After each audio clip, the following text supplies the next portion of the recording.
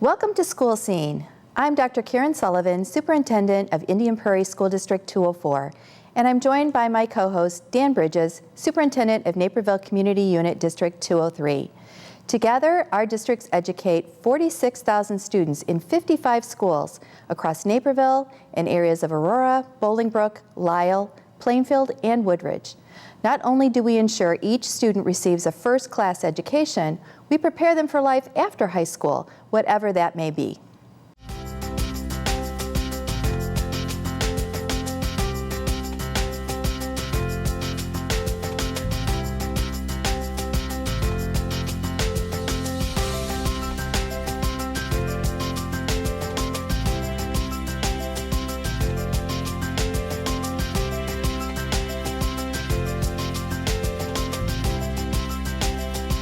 Our districts provide an exceptional amount of education services for our students. We're joined by 204's Darcy Hetzler, Director of Guidance at Mattia Valley High School, and Naperville North High School Counselor Jen Witt to talk about how we prepare students for college. Let's talk a little bit about the college process. What are the kinds of things that students and parents should do their junior and senior year? I think first and foremost, students should concentrate on their academics and staying involved. Junior and senior year, you don't want to let up on appropriately challenging yourself in your classes, and then also being sure to research. I think within the junior year, that's really where we want students to be focusing on the exploration process, really starting to think about schools and opportunities that exist after high school. When students come in senior year, the college application process begins very quickly.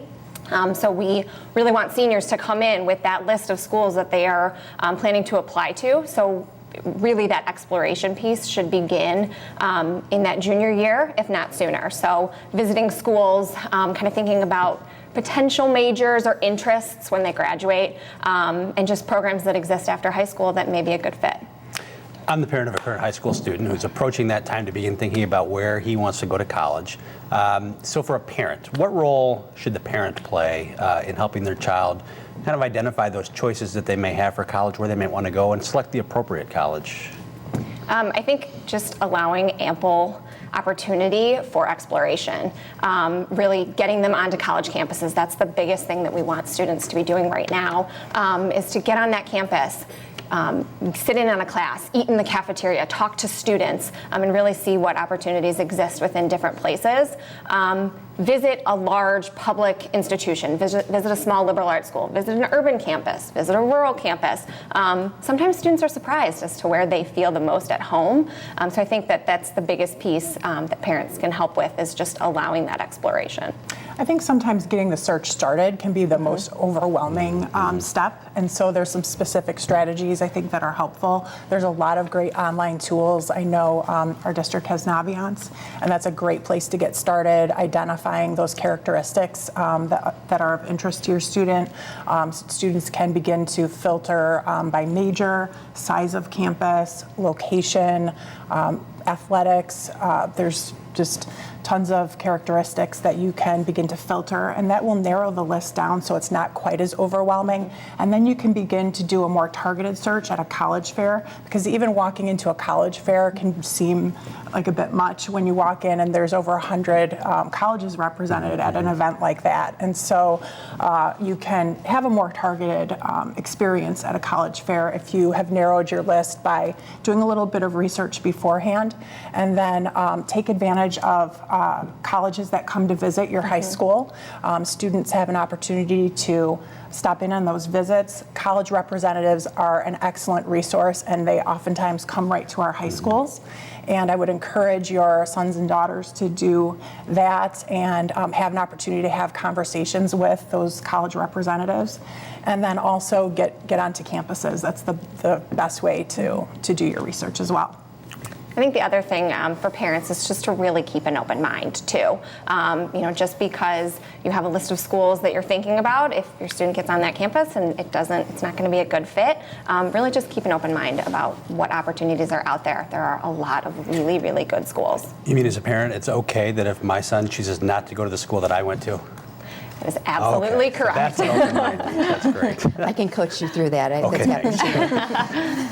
So there, if you see the news lately, there's a lot of stories about college debt and the amount of debt that students are leaving universities with. So what advice do you have for parents, about that whole, how paying for college, what to do about that?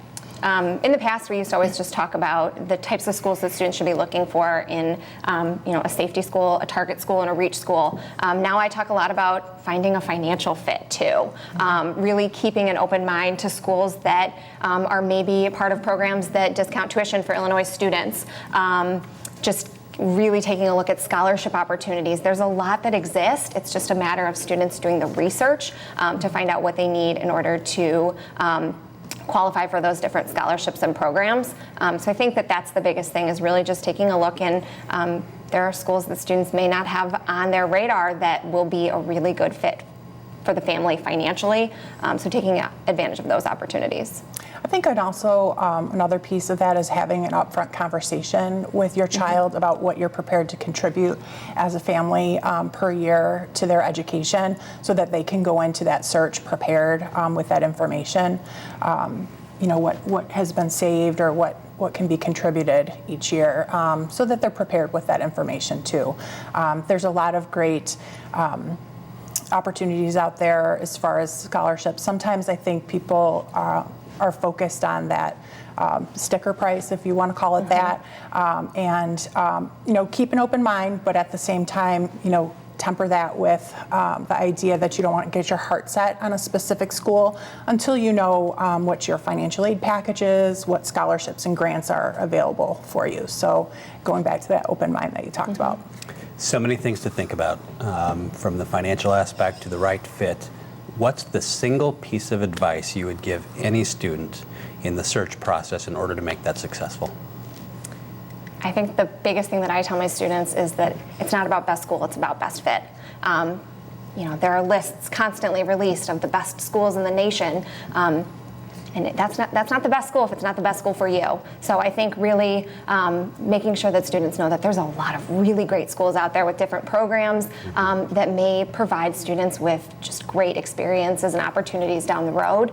And the school that's the best fit for your friend may not be the best fit for you. So really knowing your strengths and weaknesses and what you need out of a college setting as an individual, as opposed to just thinking these are the types of places that I need to go because these are the best schools. I think part of the college search is, not just getting out there and meeting with representatives and getting out there on campus, but also, that self-reflection and introspection and knowing what your strengths are and what you're looking for. So, don't be afraid to kind of dig down inside yourself and really think about who you are and what you're looking for your future, and thinking about what your goals are. And try, there's a lot of buzz, amongst students about where, other kids are applying to, and try not to be swayed by what your friends are doing.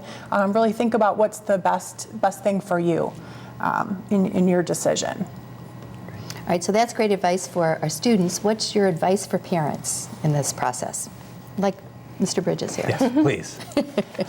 I like to think about it as, for senior, fall of senior year, in just under a year, students are going to be going away possibly, and they're going to be on their own.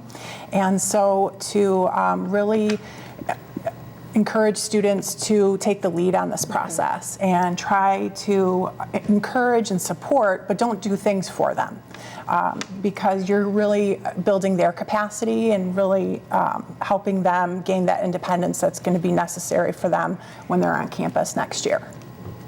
I think just really encouraging the students, to take the ownership on that, over that process, over the application process, over maintaining their grades, and really just keeping things where they need to be in order to really show that maturity to be going off to college in the future. I think that ownership piece is huge.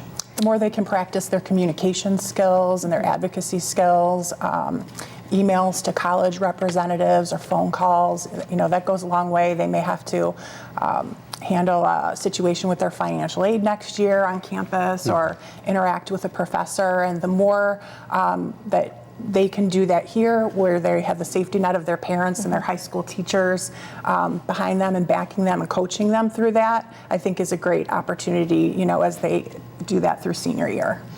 Just recently, our ACT scores were released, and both of our districts, I think, are very proud of how well our students do. But sometimes I think parents believe that that score is the be-all and end-all in the college application process. Can you address that a little bit? Because it isn't, right? When colleges are looking at students, I mean, we hear a lot about this holistic approach. They are looking, most schools are looking at more than just a GPA and an ACT score. They're looking at what you're involved in. They're looking at leadership. They're looking at kind of the depth of as to how you're involved in extracurricular activities. They're looking at you as a whole student. So yes, that is one piece of it, but there are a lot of other pieces that matter too. I think that we don't want the entire emphasis to be on testing. We definitely think that that's an important part, and we want students to be prepared and ready with those tests, but to not believe that that it really is the be-all end-all, because it's not. And I think sometimes students may be trying to anticipate what do colleges want. And I think, really encouraging students to take the classes that they're passionate about, keeping in mind what the colleges require for admission, but really pursuing those things extracurricularly that they enjoy, and not necessarily thinking about doing things that would look good for a college application, because that really shines through when you have a passion for something that you enjoy. That's going to come through on your application, and colleges are going to pick up on that and see your leadership in that area, and know that you might be a good fit for their college. And first and foremost, I think, is the transcript, the strength of your schedule, including senior year, and then GPA and so forth. Certainly, your test scores support that, but I think just your choices through high school and your pattern of grades and so forth, along with your resume of activities and so forth. But your passion, I think, is really what they're trying to get a feel for. And I think students are sometimes surprised to know that there are a lot of schools that are now test optional. They're not necessarily requiring a test score in order to admit students. They really are looking more at that transcript, looking at that strength of schedule, looking at the involvement of other things. So I think students are always surprised that there are schools that don't even look at an ACT score. So along those lines, and to Karen's point about the ACT scores in our two school districts, we are fortunate to have two very high-achieving school districts. So many of our students leave our high schools ready to be successful at the next level, whatever that may be. So as we think about then, when you have so many high-achieving kids going out and looking for admission into college, what advice do you have for what sets you apart? So in that admissions process, it is more than just a test score, more than just a GPA. What is it that colleges and universities are looking for that sets students apart for admission? I think that students really need to rack their brain on the things that they've been a part of. I mean, there are students who will say, well, I couldn't participate in this because I have a job. Like, focus on the job. That shows so many skills. It's a very important piece of what colleges are looking for. That shows a huge level of maturity. So I think really digging deep to try to figure out what makes you you and has allowed you to grow into the person that you are to be successful on a college environment. Just so much to think about. Thank you so much for all that you've shared with us today. Big thanks to Darcy and Jen. Up next, we'll talk about how we prepare students for their future careers through our career and technical education departments.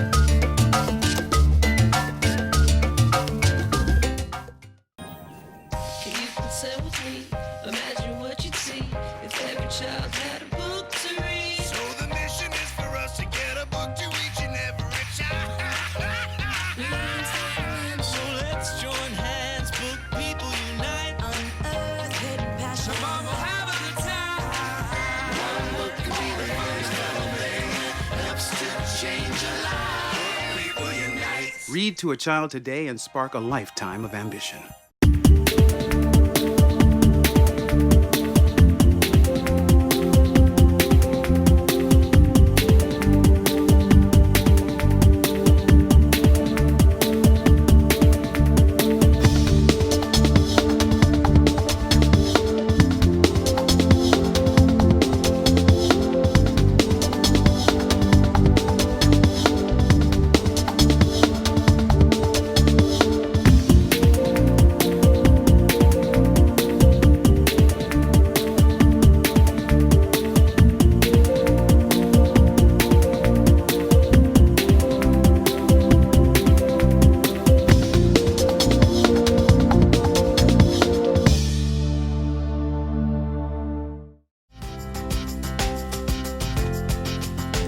Welcome back to School Scene.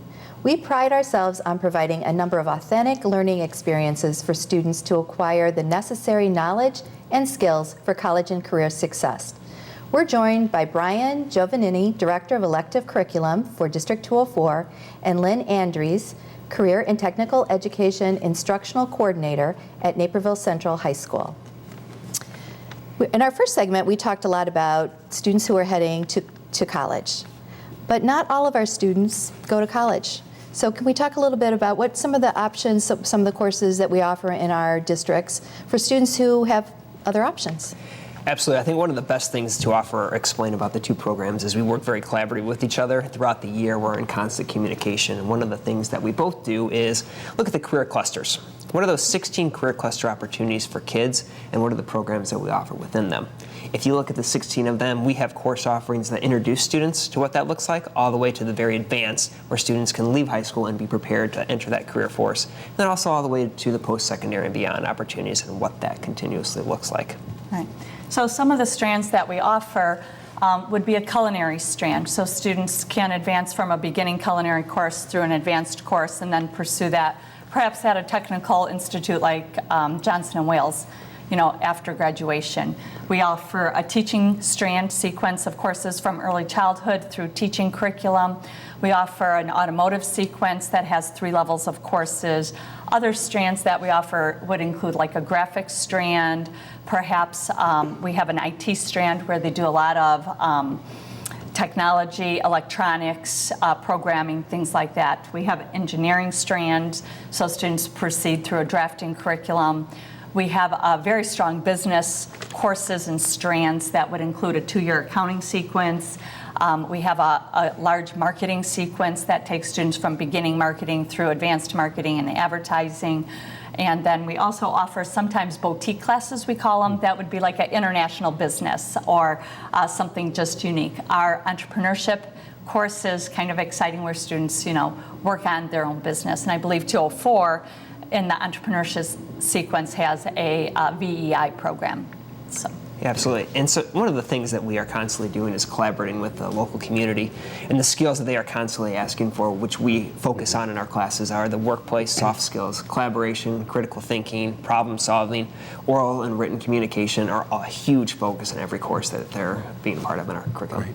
And all five of our high schools offer some significant, incredible programs for kids who are exploring career options. Right. But sometimes there's interests in programs that we don't have enough interest or enough students to offer, so we have to partner with other agencies like the Technology Center at DuPage. Tell us a little bit about that program and how our districts partner with TCD to offer programs for students. So TCD is a partnership through DuPage County, and a large number of the high schools in there send kids there to take classes in 20 different career and technical education classes. Our program allows students to go in the morning session, and then in the afternoon, they come back and take classes at the high school that are required for their district graduation. So that's just exposing kids beyond our sequences that we offer. So once they've exhausted those opportunities and want to go a little deeper into the curriculum, they can go to TCD and get that extra experience and potentially some certificates to go along with that program.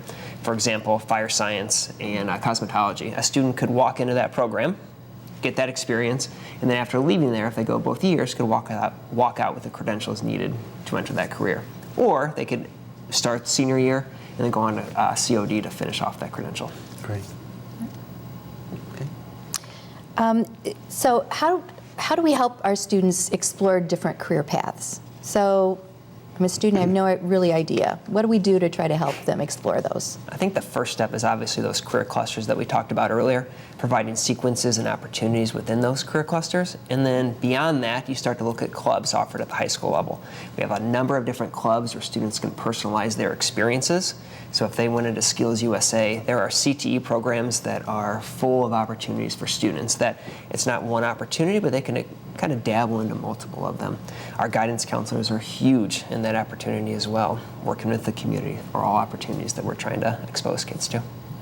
I also think we have a very active business council for college and career readiness, and I think working with that group of professionals in the community has really supported our schools in allowing students to have job shadow opportunities and to have some summer internship opportunities. Last spring, we offered our students an opportunity to do some job shadowing, and we had 55 students go out and job shadow within the local community for the day. We had it on Parent-Teacher Conference Day, so they didn't miss any school. And they were able to just shadow a professional around and see, is this something I'm really interested in? And that was open to all students, so it wasn't just, career and tech ed students. So that was a great opportunity. And then we've worked very closely with some of the local businesses to provide internship opportunities where students in the summer, typically in our building, and I think 204 in their school year, Yes. have opportunities to work on the job and with a focus and a goal, not just I'm going to work at McDonald's, but I'm interested in being an accountant, so I'm going to work at an accounting firm, and then they set some goals and have some objectives and outcomes of having that experience. So. The community is really supportive in long-term commitments and short-term, from coming into the building for a short time to give a little panel discussion of this is what the career is all about, this is what you expect, and the students can bounce some ideas off of them what that looks like, kind of give them a little taste of it. And they generally get pretty excited about it and like, all right, I want to get into it a little bit, and then they start to get some more specifics about it. But it's just giving them a little teaser of what that looks like. And the guidance counselors are a big part of that, as well as the local community to set those things up. Not only has the community been supportive, but I understand in the last couple of years, the city itself has actually come to a point where it's a little bit dependent on our career and technical programs in our schools. Can you tell us a little bit, just briefly, about a couple of the exciting partnerships that have taken place between our schools and the city of Naperville? Absolutely. So the city of Naperville, a couple years ago and this year, partnered with us to provide an authentic learning experience for students. So they actually presented a unique problem to our students to try and solve. So we started with the Naperville Crossings project down near Neuqua Valley High School and exposed kids to, here's an opportunity for our community. What would you like to see in here? And the students had to use research and then connect it to what the community wanted and needed, and then pitched it to the actual city board. And they provided some great examples and ideas. And if you go down there and look at the past examples and projects, you'll actually see some of those now in there. And so the kids were right on the mark. And the best part about that was that they were using the information and research available to them and also going to seek it out. And I think that's what the city really wanted. Go talk to the community. What is the community telling us? And the kids are able to get that information right away. Right. And we had a similar project in 203, and we focused on the Iroquois area up on Ogden Avenue there. And our architectural classes and pre-engineering classes worked on a project with the city, kind of doing the same thing. They took what was there and kind of redesigning it, and then were able to make a presentation to the city, and had a great experience not only in making the projects and doing up design boards, but the actual presentation, and then going to booths and responding to questions from the city council and community really gives them the authentic experience of liked this or I didn't like this. It might be a path for me or it might not be a path for me. So the city's been wonderful, and I believe we're doing it again this year. So kids are looking forward to it. Yeah. And the city council members, or the members of the Chamber of Commerce, have been great because they provide authentic experiences in other classes that aren't with the city of Naperville. Our advertising classes have worked with them, our interior design classes. So they're going beyond just the city of Naperville as well now, and it's exposing more kids to those opportunities, which is great. That's great. I mean, we're really fortunate to have a city that really cares about their education of their students and really, more than just cares, they actively involve in it. So we're really fortunate. We also have a great community college that we feed into. That's the College of DuPage. So talk a little bit about what role the College of DuPage, community colleges in general, play in our students, whether it's a community college plan or a 4-year plan. I think the first start is we partner with them to provide dual credit opportunities in our high school. So a student sitting at Mativa High School, let's say, could earn not only high school credit, but College of DuPage credit as well, which could be transferred to College of DuPage as well as other 4-year institutions. So I think that's the first start. And then the second step is our sequences provide a great leg up to a lot of students. But then after that, COD extends that opportunity. If you go to COD, they have great experiences for students that go beyond what the high school can offer. Some credentials that they offer to students are amazing, so they can walk out of that 2-year program at COD or 1 year and walk right into that career and be ready to go and start earning a career and living right away. And I know we have similar dual credit classes, and we work very closely with COD on those dual credit classes. So that's a huge plus for the students. And then COD offers a lot of programs for our students that are 2+2 or 3+1. So it extends, as Brian said, a lot of opportunities for students who may not be ready for that 4-year university right after graduation. So they're an awesome institution. Brian, earlier you talked about employability skills and what employers are looking for. Because maybe you could both comment on maybe some advice for students who are looking to go into the world of work, whether it be right after high school or after college. What is it employers are most looking for, and how are our schools supporting those skills? I think one of the things that we were actually just talking about this right before this was the written and oral communication side of it. We pride ourselves on, when you walk into a class in our programs, we teach you to read and write like X. So if you're in accounting, we teach you to read and write like an accountant. It's different than some of your ELA programs and offerings. We're trying to expose you to that different, what that looks like, and trying to transfer that into the career side of what they're going to be looking at eventually in the future. Right.